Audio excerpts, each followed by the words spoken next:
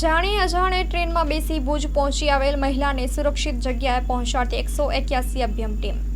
ઘરેથી જાણ કર્યા વગર ભુજ ભાગી આવેલ બેનને મદદની જરૂર હોય એવું જણાવતા ફરજ પર હાજર કાઉન્સિલર પારગી પ્રવીણાબેન, મહિલા પોલીસ ચંદ્રિકાબેન ગેહલોત તેમજ પાયલોટ ભાવેશભાઈ ખંભુ તરત જ ઘટના સ્થળે પહોંચી ગયેલ હતા। ત્રીજી વ્યક્તિ દ્વારા મદદ માટે ફોન આવેલ તેઓ જણાવતા હતા કે છેલ્લા 4-5 દિવસથી બેન રેલવે સ્ટેશન પાસે માંગીને ખાતા હતા।